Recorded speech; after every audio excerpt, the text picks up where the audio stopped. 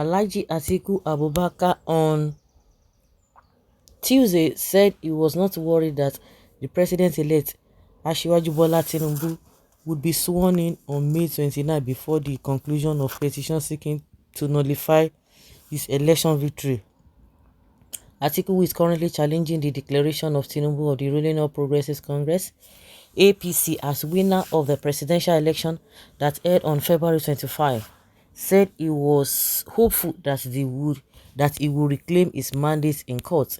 Speaking through his lead counsel, Chief Chris Uche, SAN, shortly after the presidential election petition court, sitting in Abuja, consolidated his petition with the ones that were filed by candidates of the Labour Party, Mr. Peter Obi, and the Allied People's Movement (APM). Atiku maintained that the court has the power to sack Tinubu from office, and even after the swearing-in ceremony, noting that full-blown hearing on the three merged petitions would commence on May 30, a day after Tinubu's swearing in as president.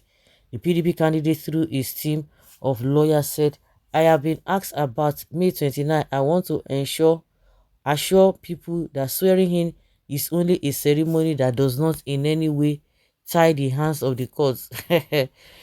The taking of oath binds the person who takes the oath and not the court. The court has given you a timeline for parties to present their case. We are happy that with the development, the petition will be expeditiously determined, Atiku's lawyer Uche, SAN, added. It will be recalled that the Justice Aruna Samani led 5-member panel had, during the presentation of its pre-hearing report on Tuesday, okayed Atiku's request to be used 3 weeks to present evidence before the court through 100 witnesses. Atiku had, in his joint petition with the PDP, maintained that the declaration of Tinubu as winner of the presidential election was invalid by reason of non-compliance with the provisions of the Electoral Act 2022. Okay. He argued that Tinubu's election was invalid by reason of corrupt practices. Hold on here. And you begin to wonder why some people are of the opinion, but the thing is not really loud enough. And when you hear the way and manner at which they were talking about the leaked audio of Peter Obi with Bishop Oyedepo, and you begin to wonder, are we still campaigning or whatever?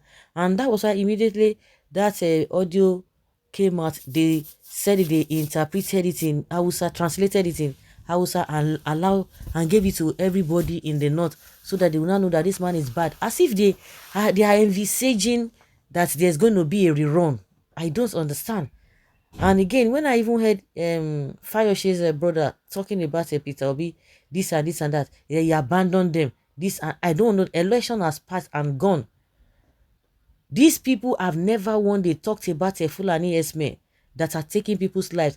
They have never talked about bandits. They have never condemned Buhari for not even with his ineptitude of a way of doing things. They will never criticize him.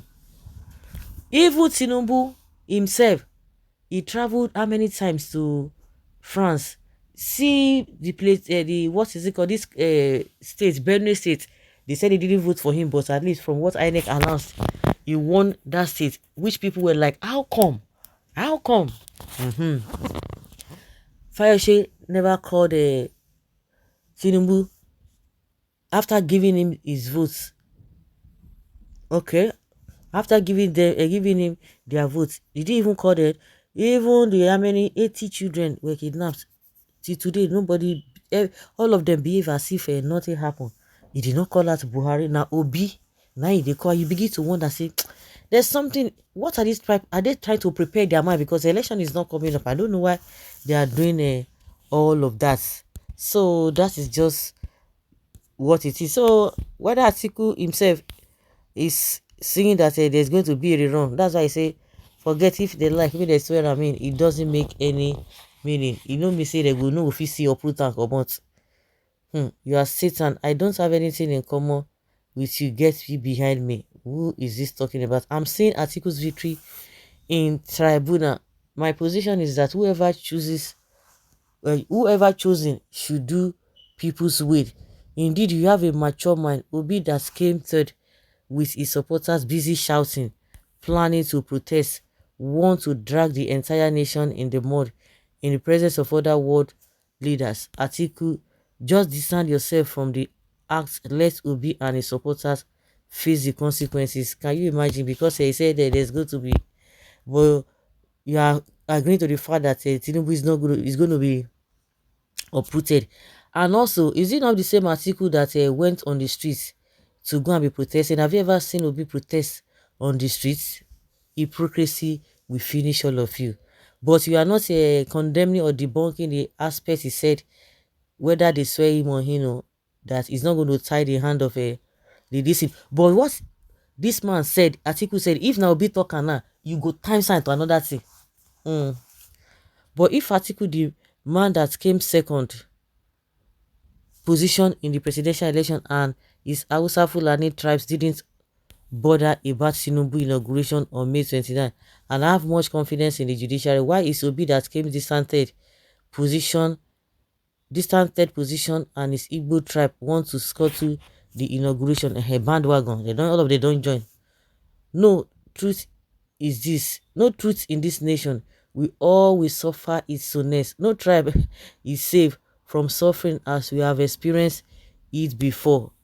Food, don't you have brain? If election is rigged, number one position can be placed in number five position. That is why it is called rigging. Don't mind them, they just they talk nonsense. So he said he does not believe in that third position they gave to him. You are saying it has to be so. Is that not why he's going to the court? These people, you are talking that other people don't have brain, and you don't get brain. If they do malpractice and somebody who's supposed to score 90% is scoring 30%, so you not say because it's 30% you should just forget about it. Does that make sense? Does that make sense? See, all of them now, they are not saying anything concerning what Atiku said, that Tinubu can still be removed. They are not saying that. They are trying to justify it. If Obi had said what Atiku said, it would have been a different thing. My dear Igbos, who is the owner of the non-existent mandate between Atiku, the man that came second and with margin of 1.7 million, and Obi, who came distant third? What is distant? You don't know what is called distant third? Well, continue to be asking such question. All I know, if Obi had made this statement, it would have been, it would have been another war for you people. Like somebody said, whatever that happens at the end of the day, nobody's going to be, nobody will be immune of this poverty and suffering and impunity and what have you.